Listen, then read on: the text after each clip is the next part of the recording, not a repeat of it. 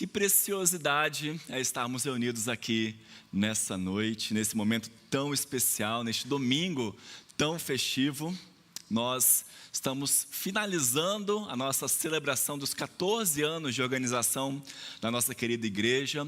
E sem dúvida, como nós já ouvimos aqui, esse é um tempo em que nós podemos olhar para trás e ver tudo que Deus já fez por nós. Desde os primeiros passos dessa igreja até os dias de hoje, nós temos cada vez mais provado que o Senhor é bom.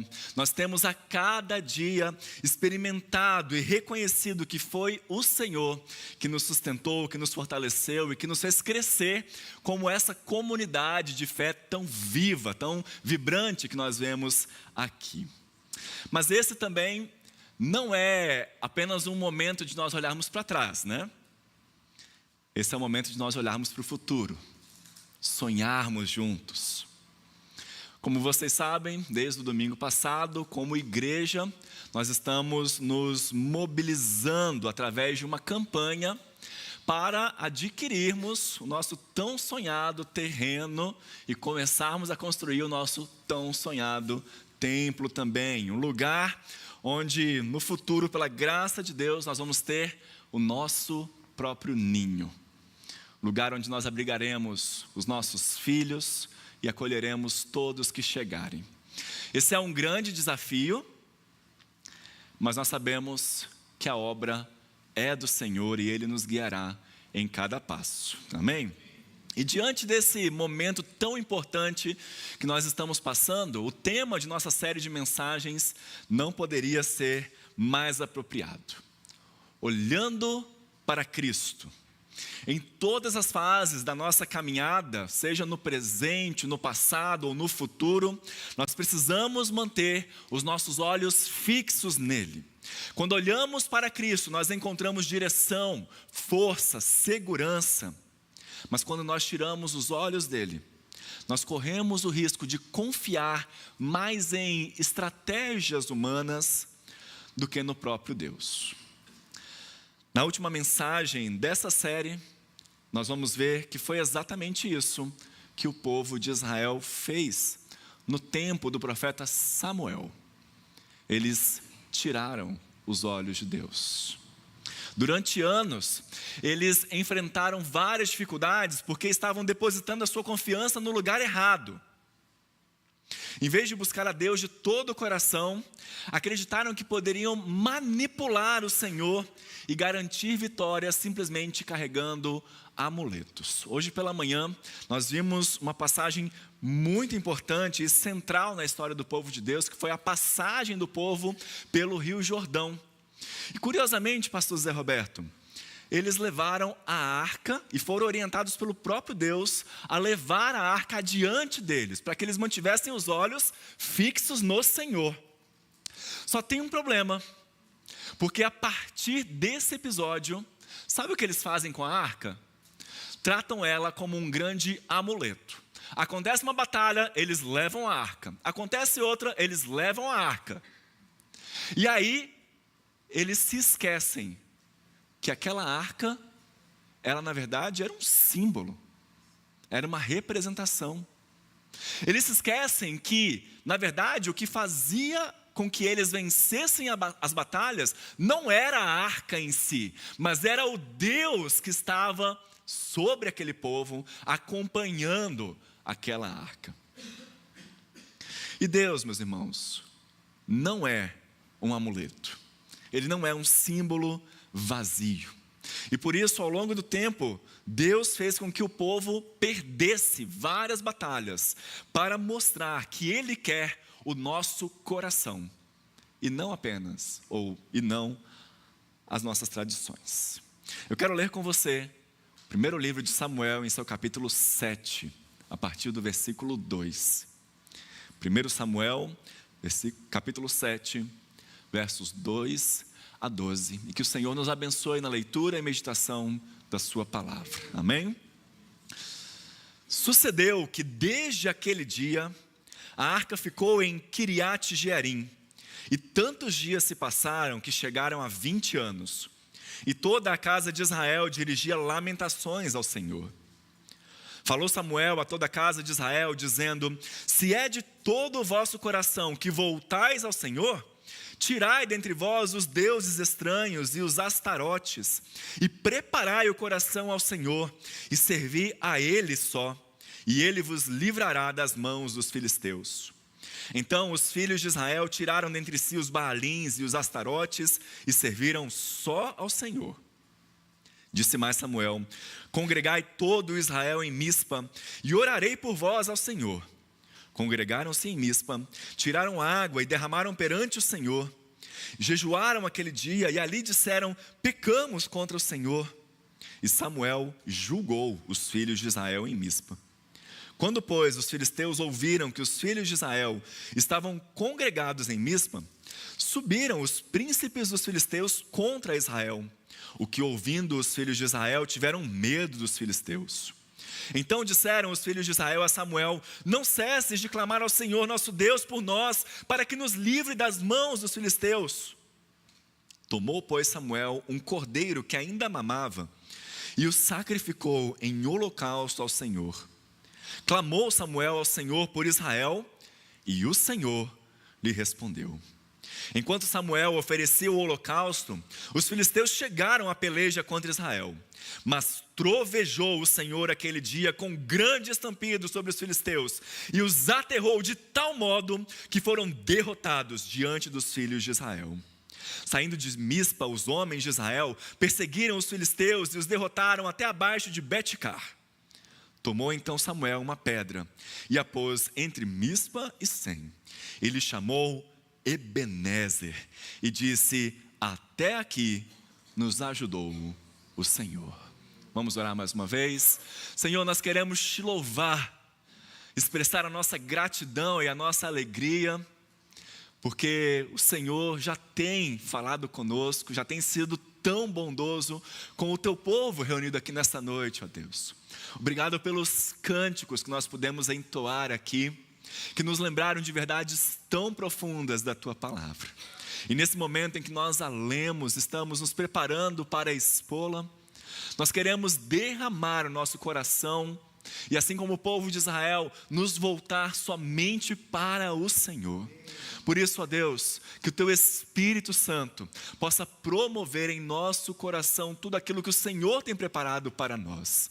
Que o Senhor nos traga esperança, nos traga alívio de nossas dores, nos traga cura, nos traga alegria, nos traga paz, nos traga transformação. E acima de tudo, ajude-nos, Senhor, a olharmos sempre para o autor e consumador da nossa fé, Jesus Cristo, teu Filho. Transforma-nos à sua imagem. É o que nós pedimos em nome de Jesus. Amém. Para a gente entender bem esse texto, deixa eu te falar um pouquinho sobre o que estava acontecendo até aqui. Nos primeiros capítulos do primeiro livro de Samuel, principalmente nos capítulos 4, 5, 6 e 7, nós temos um grande foco na Arca da Aliança do Senhor. E o que era essa Arca da Aliança, se você nunca ouviu falar? Ela era uma caixa, uma grande caixa de madeira revestida de ouro, que ficava dentro do tabernáculo, dentro do santuário. E ela era uma espécie de memorial, como eu já disse. Ela representava a presença de Deus sobre o seu povo e representava o trono de Deus. É por isso que ao longo da Bíblia você muitas vezes vai ver a expressão Deus habita entre os querubins. E o que havia em cima da arca? Querubins entalhados. Então era uma representação do trono de Deus, da presença de Deus sobre o seu povo. Acontece, como eu te falei já, que ao longo do tempo, enquanto o povo estava ali se ajustando na terra prometida, eles começaram a fazer da arca um amuleto e confiar mais na arca do que no Deus da arca. Tanto é que, em certo momento, lá no capítulo 4, quando eles estavam batalhando contra os filisteus e perdendo, alguém teve uma ideia e disse: vamos trazer a arca. Ora, a gente passou o Rio Jordão com ela. É claro que a gente vai conseguir vencer esse povo. E então trouxeram a arca, que foi à frente daquele exército, e sabe o que aconteceu? Perderam. Foram derrotados. Mas quer saber o que é mais curioso nessa história dessa derrota? Que o nome do lugar onde eles foram derrotados era Ebenezer. Segura essa informação aí com você. A Arca da Aliança, meus irmãos, ficou com os filisteus, na mão dos filisteus, durante 7 meses. E lá, no território filisteu, ela causou um grande rebuliço, uma grande tribulação, a ponto de eles chegarem à conclusão que ela não poderia continuar lá. Eles tinham que mandar de volta para o povo de Israel. Virou uma batata quente ali na mão deles. Ela vai mudando de cidade em cidade. Os capítulos vão nos contando isso. E é aqui que começa então o capítulo 7.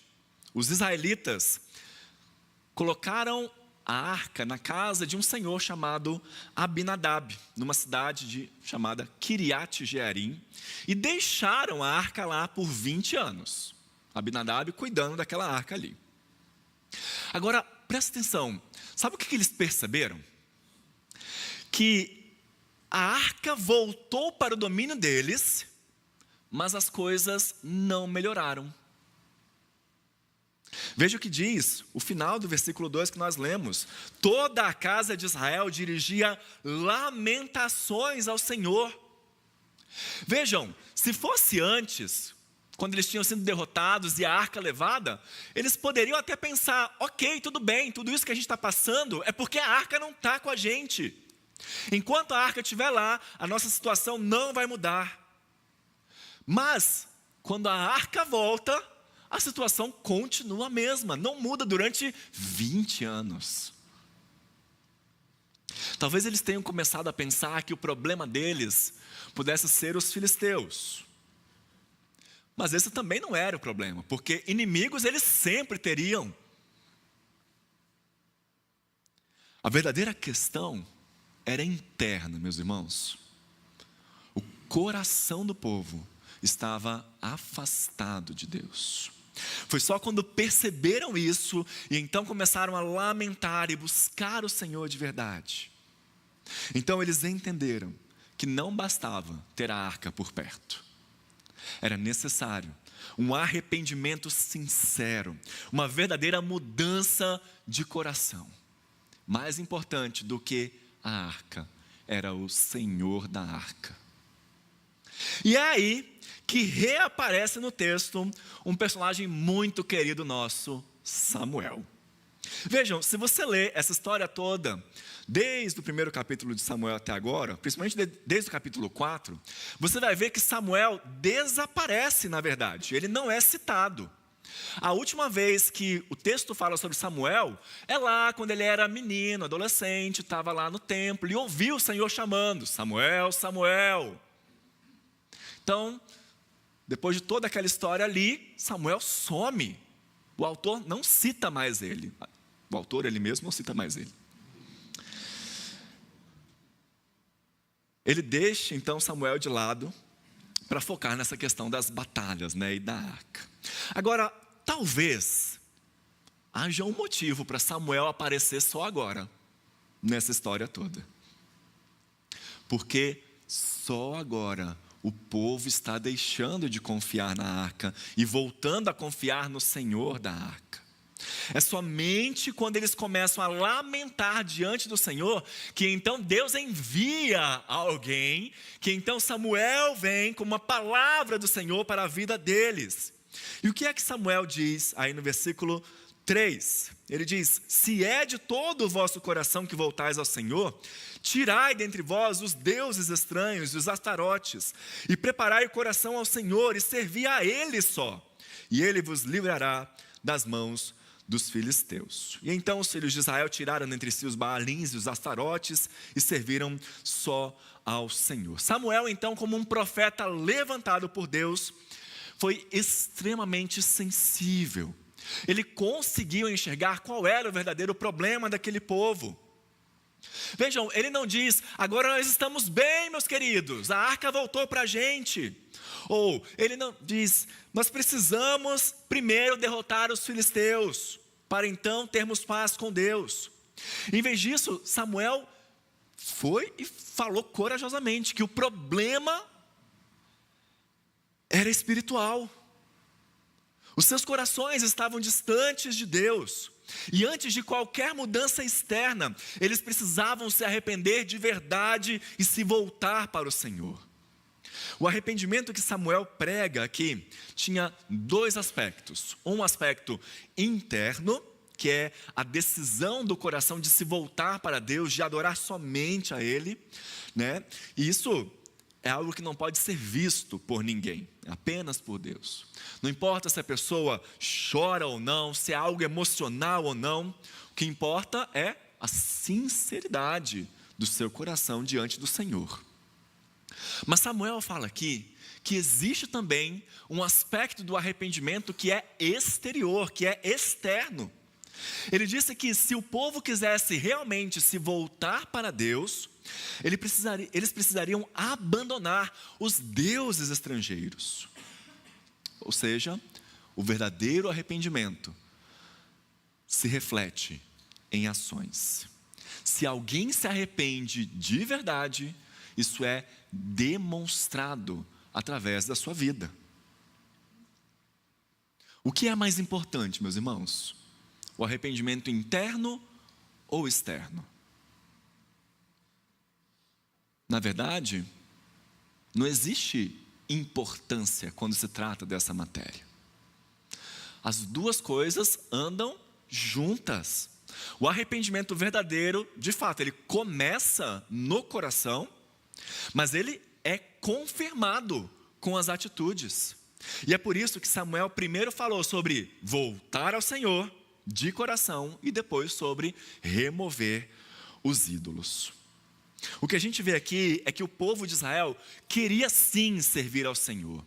Eles tinham essa vontade de buscar a Deus. O problema é que eles não queriam deixar de lado os outros deuses, os deuses dos cananeus também, que eles foram absorvendo para a sua cultura.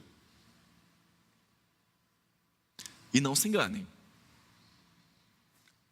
Hoje nós fazemos a mesma coisa. Nós queremos seguir ao Senhor, mas não abrimos mão de muitas coisas que nos afastam dele. Através de Samuel, Deus mostra que ele não aceita essa divisão. Ele diz claramente, vocês devem me servir e somente a mim.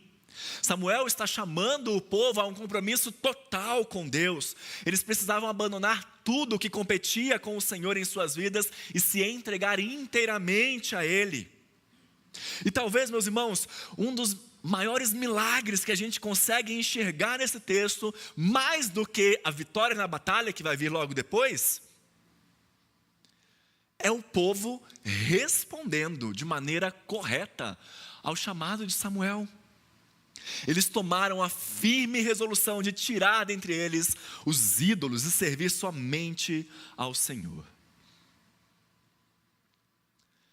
Queridos, um super cuidado que nós precisamos tomar aqui, ao ler esse texto, é achar que ele fala somente de um povo distante, numa cultura muito distante, que não tem nada a ver com a gente. Achar, inclusive, que o povo era meio burro, né? Poxa, é claro que eles não poderiam servir a outros deuses, é claro que eles não podiam ter estátuas e se ajoelhar diante delas, é claro que isso é uma violação dos 10 mandamentos. Será que eles não entendem? Será que eles não enxergam?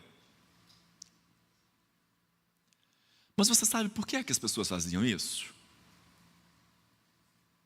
O grande problema, meus irmãos, não estava somente em ter aquelas estátuas ali, em se curvar diante delas, mas estava, sobretudo, na intenção e no objetivo disso. Por trás da adoração a Baal, por exemplo, estava a questão do sucesso financeiro e da prosperidade. Naquela época, se você fosse um fazendeiro, se você tinha uma plantação, ainda que fosse uma plantação pequena, e quisesse colheitas bem-sucedidas, se você quisesse ganhar algum dinheiro com isso, era importante que nascesse. Era importante que as coisas fossem bem, era importante você ter um bom clima. E então o que você ia procurar? O deus do clima, Baal. Então, quando um fazendeiro queimava um incenso diante da estátua de Baal, ele não estava pensando: ó Baal, como eu te adoro, como eu te amo, como eu prefiro você do que Yahvé. Não. Sabe o que ele estava falando em seu coração? Eu amo a minha prosperidade. Eu amo o meu dinheiro. É isso que importa para mim. A mesma coisa servia para Astarote, a deusa do sexo, a deusa da fertilidade. E aí, queridos, será que isso não existe hoje em dia? Será que a gente não tem pessoas adorando o dinheiro e a imoralidade sexual? É claro que nós temos. As pessoas ainda adoram a Baal e a Astarote. Mas isso está hoje conosco com outras roupagens. Nós vemos isso acontecendo quando há um verdadeiro culto ao trabalho e ao sucesso. Pessoas que sacrificam a sua família, sua saúde e até mesmo seus valores em busca de riquezas, em busca de status. Trabalham sem limites, colocam o dinheiro acima de tudo. Pessoas que são capazes de trapacear, de mentir ou de fazer qualquer coisa para enriquecer rapidamente, mesmo que isso prejudique os outros. Há um desejo incontrolável de acumular bens, acreditando que a sua felicidade está em possuir cada vez mais. E aí, o dinheiro deixa de ser um meio e passa a ser um fim em si mesmo. Graças a Deus isso acontece só fora da igreja, né? Não. Até mesmo dentro da igreja. Quando eu acredito que Deus me deve alguma coisa. Poxa, eu me sacrifico tanto por Ele, eu venho todo domingo ouvir o pastor Carlos. E olha que ele é chato.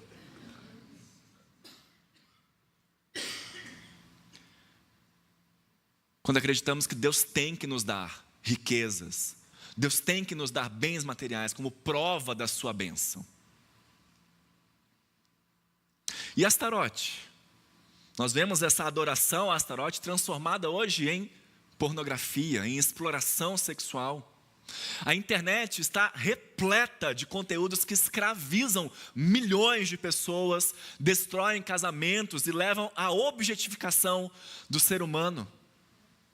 Inclusive, eu não sei se você já teve a oportunidade de ler sobre isso. Pode procurar na internet. Os psicólogos estão extremamente preocupados com as consequências disso.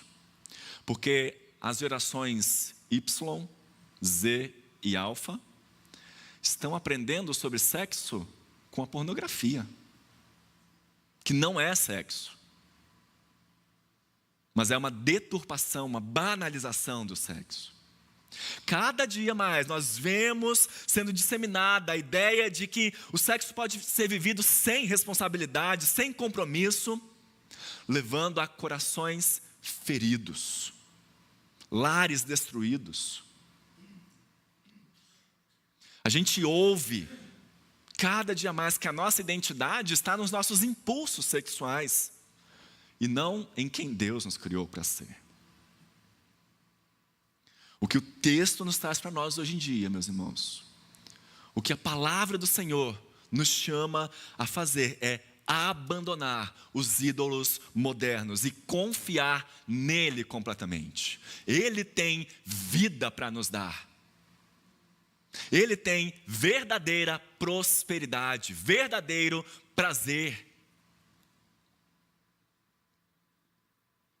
Mas o texto continua e vai nos mostrando como Samuel, além de profeta, passa a exercer o ofício de sacerdote.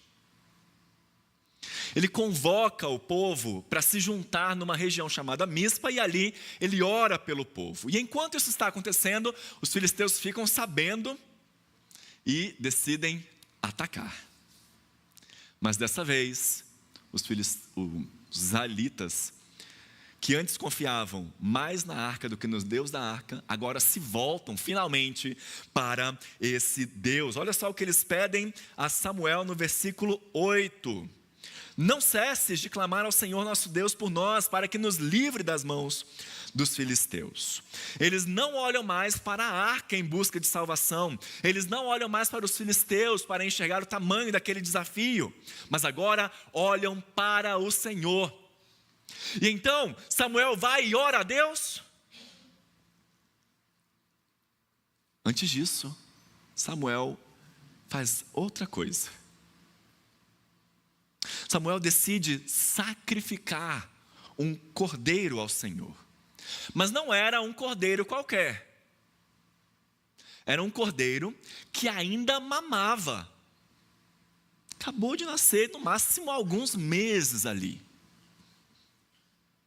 Todo esse ato, meus irmãos, tem um simbolismo muito grande. Aquele cordeirinho ali nunca machucaria ninguém. E mesmo assim, ele teve a sua garganta cortada, o seu sangue derramado, o seu corpo quebrado e a sua carcaça queimada. Por quê? Porque Samuel e toda a nação de Israel estavam dizendo: é isso que nós merecemos. Esse é o castigo que deveria vir sobre nós. Nós deveríamos ser derrotados, nós deveríamos ser mortos. Mas nós invocamos o nome do nosso Deus, expressando que há algo muito maior que nós nem podemos imaginar. Há alguém que paga esse preço em nosso lugar. Eles agradecem a Deus por aceitar o castigo daquele cordeiro inocente. Já ouviram essa história em algum lugar? Parece semelhante a alguma coisa? Queridos, nós só temos acesso a Deus porque um cordeiro inocente foi morto em nosso lugar. Porque alguém sem pecado e inocente foi sacrificado e recebeu o castigo no meu lugar, no seu lugar. Nós só temos acesso a Deus por causa do que Jesus fez por nós, nos substituindo. Mas antes de eu adiantar isso, percebam aí no texto que quando o cordeiro morre, quando o cordeiro é sacrificado, a história toda muda. Os filisteus, que foram contudo tentar cercar e atacar o povo, de repente ficaram amedrontados. Por quê? Versículo 10.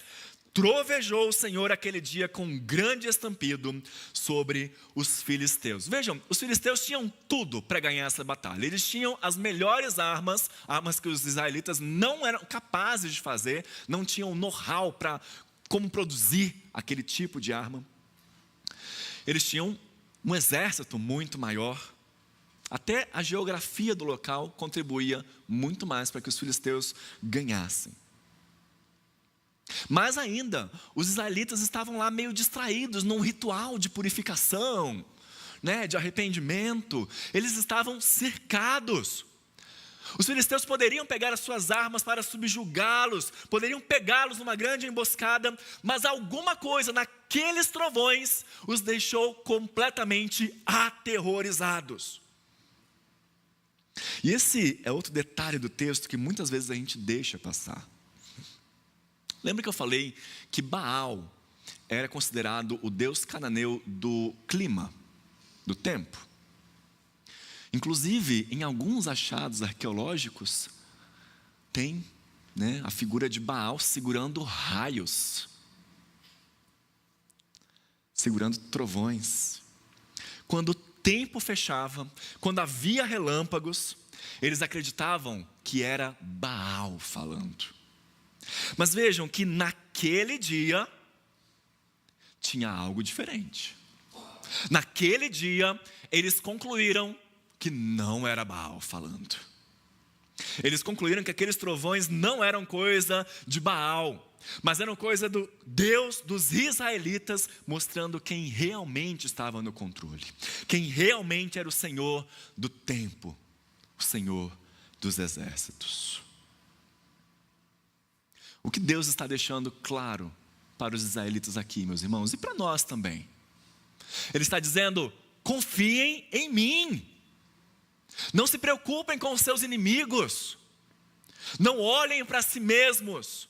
Não confiem em amuletos, confiem em mim. E é justamente a partir daqui que em todo o livro de Samuel, em todo o livro de Reis, em todo o livro de Crônicas é desenvolvido um grande tema, um tema muito lindo, que é o Deus que luta as nossas batalhas. Quando confiam no Senhor, quando se entregam a Ele, quando têm os seus corações direcionados para Deus, antes mesmo deles irem à luta, o próprio Deus vem como um guerreiro e luta as suas batalhas e os capacita a vencerem. A partir daqui, Deus usa também Samuel não só como um profeta, não só como um sacerdote, mas também como um líder, de certa forma, político, que lidera o povo nas batalhas e ajuda a resolver algumas questões internas também. Naquela época eles chamavam isso de juiz. Por isso aqui, um dos nossos versículos, versículo 6, diz que Samuel julgou os filhos de Israel em Mispa, e logo depois ele continua julgando também. E a primeira decisão de Samuel como juiz foi erguer um altar. Foi escolher uma pedra que serviria como memorial de que algo mudou na história dos israelitas, quando eles passaram a confiar no Senhor somente, quando eles se voltaram exclusivamente para o Deus soberano de todas as coisas. E ele chamou aquela pedra Ebenezer, que significa pedra de ajuda. Agora pare aqui, pega aquela informação que eu deixei com você antes e junta as duas coisas. Perceba que houve uma ressignificação muito importante. Antes, em um lugar chamado Ebenezer, Israel havia sido derrotado porque confiava na arca como se fosse um amuleto, em vez de confiar no próprio Deus. Mas agora, após a vitória dada pelo Senhor, Israel ergueu um novo memorial e o chamou novamente de Ebenezer. Dessa vez não porque eles confiavam em um objeto supostamente sagrado, mas porque eles reconheceram que Deus, e somente Deus, era a sua verdadeira pedra de ajuda.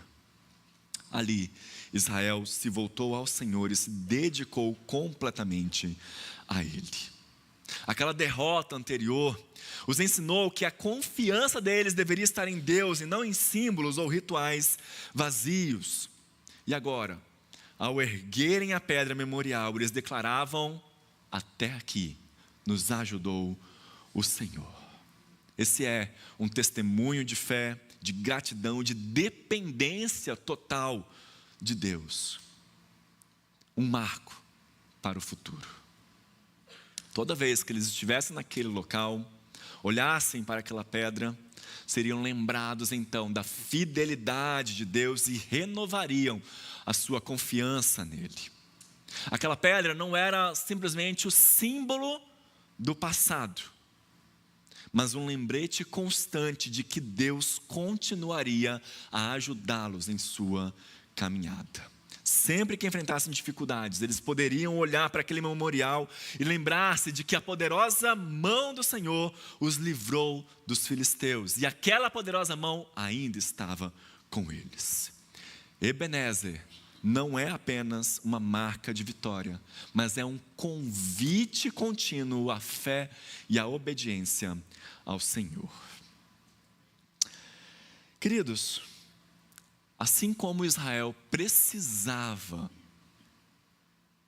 depois de 20 anos sem entender o que estava acontecendo, assim como eles precisavam de um líder, de um guia para liderá-los, para julgar suas causas e para interceder por eles diante de Deus, a Bíblia vai nos mostrar que nós também precisamos de um guia, de um mediador.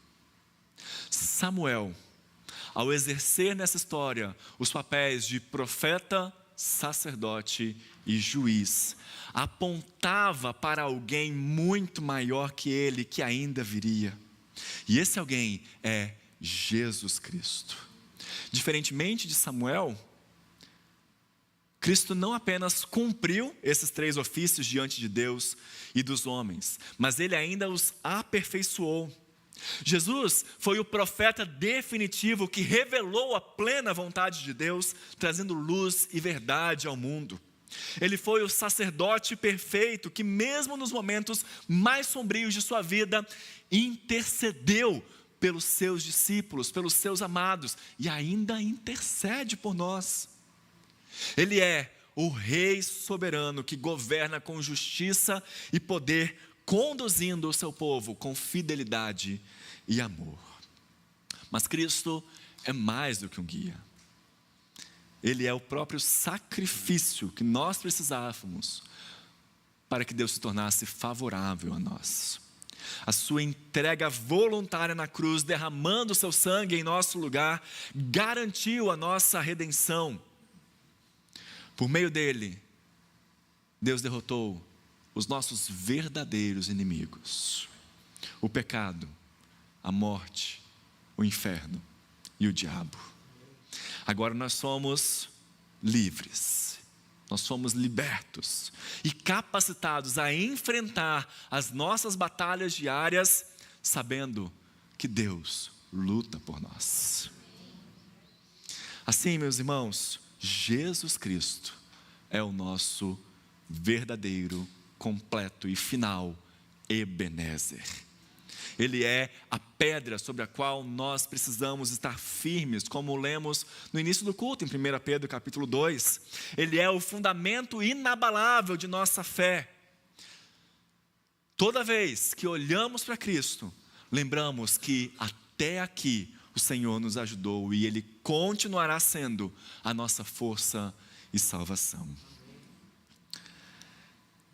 Meus irmãos,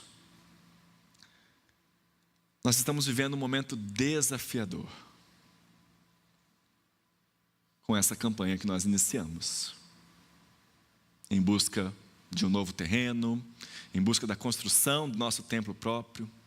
Esse é um grande passo de fé, é um marco na história da nossa igreja, e mais do que nunca nós precisamos manter os nossos olhos fixos em Cristo, a nossa pedra de ajuda. Assim como Israel olhava para a pedra Ebenezer e se lembrava da fidelidade de Deus, nós precisamos olhar para Cristo e confiar que Ele nos guiará nesse processo. A aquisição desse terreno não depende apenas de planejamento, de recursos financeiros, mas acima de tudo, da nossa confiança no Senhor. Ele é quem luta por nós, Ele é quem abre portas, Ele é quem nos capacita para realizar a obra. Assim, com relação a esse desafio, que cada um de nós possamos orar, contribuir, divulgar e agir com fé, sabendo que o mesmo Deus que trouxe Israel até a vitória, também nos sustentará nesse desafio. E quando pela graça de Deus estivermos um novo templo, nós poderemos então olhar para trás e declarar juntos: até aqui nos ajudou o Senhor. Mas o texto não fala apenas do nosso desafio como igreja.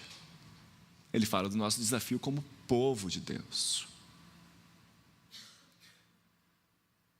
Assim como hoje de manhã nós ouvimos que o povo de Israel tinha um grande obstáculo na sua frente, que era atravessar o Rio Jordão, e não sabiam como fazer isso, muitas vezes nós temos também os nossos grandes desafios a enfrentar no nosso dia a dia. Os problemas que chegam na segunda-feira de manhã, o chefe chato, o marido chato, a esposa,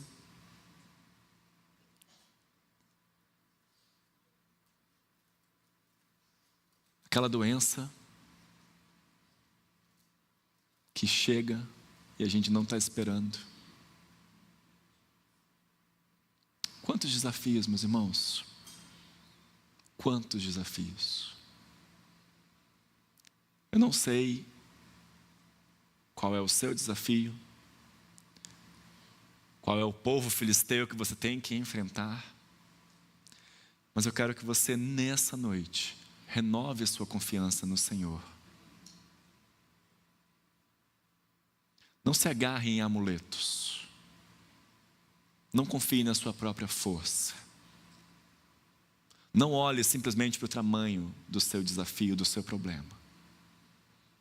Mas lembre-se que se até aqui nos ajudou o Senhor, Ele é imutável. Ele é imutável, queridos.